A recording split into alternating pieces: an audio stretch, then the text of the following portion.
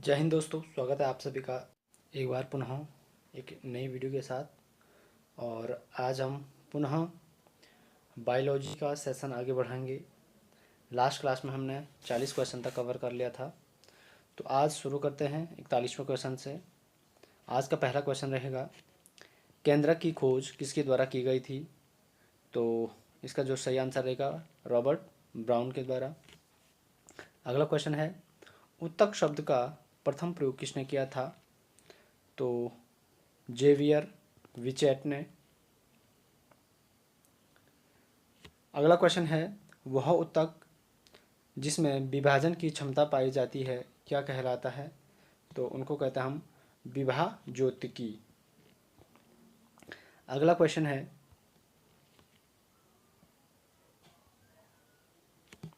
वह उत्तक जिनमें विभाजन की क्षमता नहीं होती है क्या कहलाते हैं? तो ऐसे उत्तकों को जो है स्थायी उत्तक कहते हैं। अगला क्वेश्चन है, जल तथा खनिज लवणों को पौधे के विभिन्न भागों तक पहुंचाने का कार्य कौन करता है? तो यह कार्य करता है आपका जाइलम। अगला क्वेश्चन है, पत्तियों द्वारा तैयार भोज्य पदार्थों को पौधों के विभिन्न भागों तक पहुंचाने का कार्य कौन करता है? तो यह कार्य करता है आपका फ्लोएम। इसके बाद बात करेंगे प्रमुख पादप हार्मोन्स की।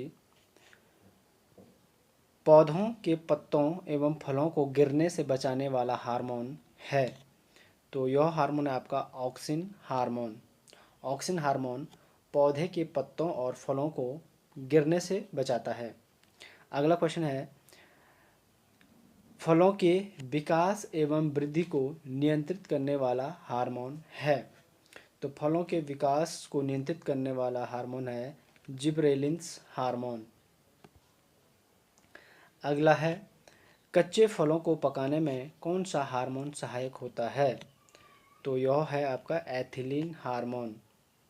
अगला है आपका, किस हार्मोन को फूलों वाला हार्मोन कहा जाता है? तो फ्लोरीजिन्स। ठीक है, फ्लोरीजिन्स जो है पादपों में फूलों के लिए आवश्यक होता है। अगला जो टॉपिक है वो रहेगा आपका प्रकाश संश्लेषण से। तो इसमें देखते हैं, प्रकाश संश्लेषण की क्रिया में सूर्य की विकिरण ऊर्जा किस ऊर्जा में परिवर्तित होती है? तो प्रकाश संश्लेषण के दौरान विकिरण ऊर्जा जो है रासायनिक ऊर्जा में परिवर्तित होती है। अगला है, किस रंग में प्रकाश संश्लेषण की दर सर्वाधिक होती है? तो यह है आपका लाल रंग में। अगला प्रश्न है, किस रंग में प्रकाश संश्लेषण की दर कम होती है यानी न्यूनतम होती है? तो बैंगनी। अगला है, किस रंग में प्रकाश संश्लेषण की दर नहीं होती है? तो हरे और पीले रंग में जो है प्रकाश संश्लेषण की दर नहीं होती है। अगला है, पत्तियों में हरे रंग का कारण है, तो पत्तियों के हरे रंग का कारण क्या है? आपका क्लोरोफिल। अगला है, सबसे बड़ा पारिस्थितिकी तंत्र कौन सा है? तो आपको मालूम है सबसे बड़ा पारिस्थितिकी तंत्र जो है समुद्र का होता है। अगला है, प्रकाश तथा तापमान की तीव्रता बढ़ाने पर वाष्पोत्सर्जन की दर में क्या प्रभाव पड़ता है? तो जब प्रकाश और तापमान बढ़ेगा तो वाष्पोत्सर्जन की दर भी क्या होती है? बढ़ती है। अगला है, आर्द्रता बढ़ने पर वाष्पोत्सर्जन दर पर क्या प्रभाव पड़ता है? तो जब आर्द्रता बढ़ती है वायुमंडल में तो वाष्पोत्सर्जन दर जो है कम हो जाता है। ठीक है। अगला है, पादपों में जड़ों का विकास बीज के किस भाग से होता है? तो जो जड़ होती है वो बीज के मूलांकुर से इसका विकास होता है, जड़ का। ठीक है। अगला है, चना, मटर, गाजर, मूली में किस प्रकार की जड़ें पाई जाती हैं? तो इनमें पाई जाती की मूसला जड़ें, जिन्हें हम क्या कहते हैं? टेप रूट कहते हैं। अगला है, धान, मक्का, गेहूं, ज्वार, बाजरा, गन्ना में किस प्रकार की जड़ पाई जाती है? तो अपस्थानिक जड़ इसमें पाई जाती है। अगला है, तने का विकास बीज के किस भाग से होता है? तो तने का विकास जो है बीज के प्रांकुर से होता है। अगला है, हल्दी तथा अदरक में किस प्रकार का तना पाया जाता है? तो हल्दी और अदरक में जो है प्रकंद तना पाया जाता है। अगला है आलू में किस प्रकार का तना पाया जाता है? तो आलू में जो है कंद तना पाया जाता है, कंद। अगला है प्याज तथा लहसुन में किस प्रकार का तना तना पाया जाता है? तो शल्क तना, शल्क तना। इसके बाद है पादपों का वर्गीकरण। यहाँ पे पहला प्रश्न है आपका, खारे पानी में उगने वाले पौधों को क्या कहा जाता है? तो इन्हें कहा जाता है आपका हेलोफाइट्स। अगला है रेगिस्तान में उगने वाले पादप क्या कहलाते हैं? ठीक है, तो इनको कहता है आपका जीरोफाइट्स, हिंदी में इनको कहते हैं मरुदविद। ठीक है, और अगर कम पानी वाले को भी हम क्या कहते हैं? जीरोफाइट्स ही कहते हैं। जल या गीली मिट्टी में उगने वाले पादप क्या कहलाते हैं? तो इनको कहता है आपका हाइड्रोफाइट्स। अगला है चट्टानों पर उगने वाले पादप क्या कहलाते हैं? तो लिथोफाइट्स। अगला है अन्य पौधों के ऊपर उगने वाले पादप क्या कहलाते हैं? तो एरोफाइट्स। अगला है सामान्य नमी में उगने वाले पादप क्या कहलाते हैं? तो हाइड्रोपोनिक्स। इसके बाद का जो टॉपिक है वो है आपका गुणसूत्र। गुणसूत्र की खोज किसके द्वारा की गई थी? ठीक है, गुणसूत्र की खोज किसके द्वारा की गई थी? तो वाल्थर फ्लेमिंग के द्वारा। अगला है वंश गति का वाहक किसे कहा जाता है? तो गुणसूत्र को कहा जाता है। अगला है गुणसूत्र में पाए जाने वाला आनुवांशिक पदार्थ क्या कहलाता है? तो इसको कहते हैं जीन्स या जीनोम। अगला है आनुवांशिक गुण, आनुवांशिक गुणों की प्राथमिक इकाई क्या है? तो जीन्स। सर्वाधिक गुणसूत्र वाला पादप है ओफियोग्लोसम, इसमें जो है 1260 गुणसूत्र पाए जाते हैं। अगला है सबसे कम गुणसूत्र वाला पादप, तो हेलोपेपस, इसमें 4 गुणसूत्र पाए जाते हैं।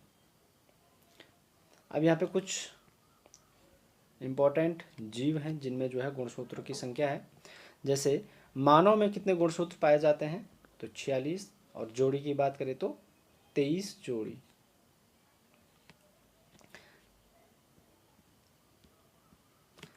इसके बाद है सबसे कम गुणसूत्र वाला जीव, तो एस्केरिस मेगालोसेफला, इसमें पाए जाते हैं। अगला है मच्छर में कितने गुणसूत्र होते हैं? तो 6। घरेलू मक्खी में कितने गुणसूत्र होते हैं? 12। मटर में कितने गुणसूत्र होते हैं? 14। चावल तथा गेहूं में क्रमशः कितने गुणसूत्र होते हैं? तो चावल में होते हैं 24, गेहूं में होते हैं 42। अगला है चिंपैंजी में कितने गुणसूत्र होते हैं? तो 48। कुत्ते में कितने गुणसूत्र होते हैं? 78। अगला है कबूतर में कितने गुणसूत्र होते हैं? तो कबूतर में आपका 80 गुणसूत्र होते हैं। अगला है बिल्ली में कितने गुणसूत्र होते हैं? तो 38। इसके बाद का जो टॉपिक है वो है आपका आनुवांशिकता। आनुवांशिक शब्द का सर्वप्रथम प्रयोग किसने किया था? तो आनुवांशिक शब्द का प्रथम प्रयोग किया था विलियम बैटसन ने। अगला है आनुवांशिकी का जनक किसे कहा जाता है? तो ग्रेगर जॉन मेंडेल को। अगला है मेंडेल ने किस पौधे पर आनुवांशिक प्रयोग किए थे? तो इन्होंने किए थे मटर पर। किस मटर पर? उद्यान मटर पे, उद्यान मटर पे। अगला है आनुवांशिक प्रयोग के आधार पर मेंडल ने कितने नियम प्रतिपादित किए थे? तो मेंडल ने जो है 3 नियम प्रतिपादित किए थे। पहला नियम था प्रभाविता का नियम, पृथक्करण का नियम और स्वतंत्र अवयवों का नियम। इसके बाद प्रमुख आनुवांशिक रोग।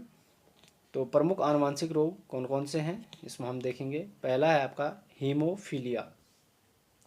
हीमोफीलिया एक आनुवांशिक रोग है जिसमें जो है रक्त का थक्का न बनने की क्या होती है, एक जेनेटिक बीमारी होती है। दूसरा है वर्णांधता, कलर ब्लाइंडनेस। इसमें क्या होता है कि हरे और लाल रंग को पहचानने में अक्षमता होती है।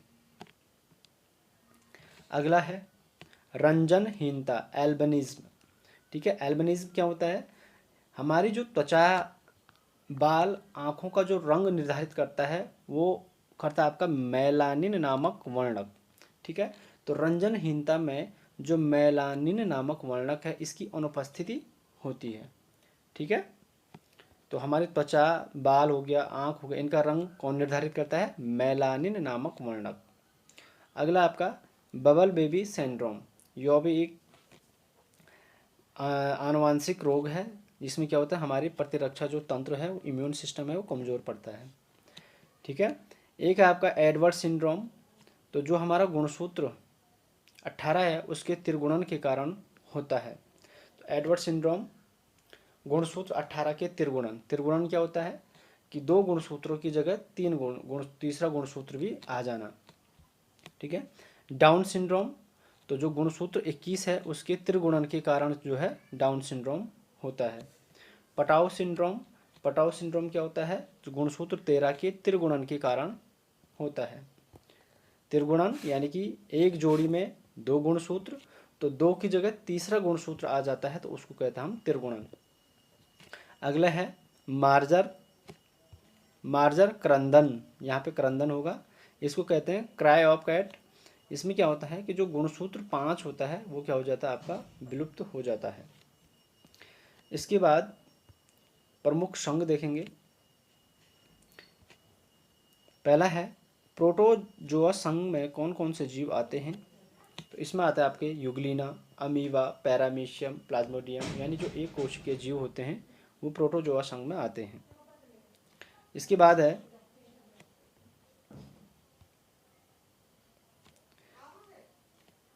यहाँ पे सिलेंट्रेटा होगा। संघ में कौन कौन से जीव आते हैं? तो सिलेंट्रेटा में आते हैं आपकी हाइड्रा, जेलीफिश एंड मूंगा।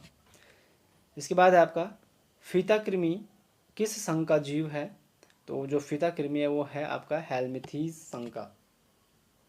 अगला है आपका केंचुआ, जोंक किस संघ के जीव हैं? तो कौन? केंचुआ हो गया, जोंक हो गया, ये है आपका एनिलीडा संघ के। अगला है आपका मोलस्का संघ के प्रमुख जीव कौन से हैं? तो मोलस्का संघ के है आपका घोंगा हो गया, ऑक्टोपस हो गया, सिप्रिया यानी कि जो कौड़ी, ये क्या है? मोलस्का संघ के जीव हैं।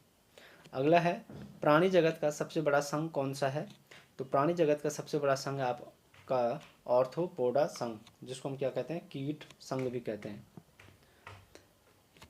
ऑर्थोपोडा संघ के प्रमुख जीव, तो इसमें तमाम कीट आ जाते हैं, जैसे मधुमक्खी हो गया, मच्छर, झींगा, केकड़ा, तितली, चींटी, तिलचट्टा, मकड़ी, बिच्छू, खटमल, टिड्डा आदि। और जो आपके ऑर्थोपोडा संघ में जितने भी कीट हैं इनकी आगे हम श्वसन की बात करेंगे। तो ऑर्थोपोडा संघ में जो श्वसन होगा वो आपका ट्रैकिया अंग से इनका होगा, यानी कि श्वास नली के द्वारा ये क्या करते हैं? श्वसन करते हैं। अगला है रेप्टिला यानी कि सरीसृप वर्ग के प्रमुख जीव, जैसे छिपकली, सांप, मगरमच्छ और कछुआ, ये आता है आपके रेप्टिला वर्ग में। इसके बाद आपका प्रमुख जीवों में हृदय कक्ष, प्रमुख जीवों में हृदय कक्ष यानी कोष्ठक। इसमें जो मोलस्का संघ है इसमें 2 कोष्ठक पाए जाते हैं हृदय में। सरीसृप वर्ग में हृदय कक्ष 3 पाए जाते हैं, जैसे सांप हो गया, छिपकली हो गया। लेकिन सरीसृप वर्ग के मगरमच्छ में जो है 4 हृदय कोष्ठक पाए जाते हैं। ऐसे ही स्तनधारी वर्ग में 4 हृदय कोष्ठक पाए जाते हैं, जैसे इनमें मनुष्य हो गया, जितने भी अदर स्तनधारी जीव हैं उनमें जो है 4 हृदय कोष्ठक पाए जाते हैं। ठीक है, पक्षी वर्ग में भी 4 हृदय कोष्ठक होते हैं। मछली में 2 हृदय कोष्ठक होते हैं। मेंढक में 3 हृदय कोष्ठक होते हैं। व्हेल मछली में याद रखना 4 हृदय कोष्ठक होते हैं। कॉकरोच बहुत इंपॉर्टेंट, 13 हृदय कोष्ठक होते हैं। और केंचुआ में जो है 4 जोड़ी हृदय कोष्ठक नहीं, 4 जोड़ी हृदय पाए जाते हैं। ठीक है, तो ये थे आपके जीव विज्ञान के कुछ इंपॉर्टेंट टॉपिक। ऐसे ही कुछ अदर टॉपिक के साथ जल्द ही हाजिर होंगे अगली वीडियो में। तब तक के लिए जय हिंद, जय भारत।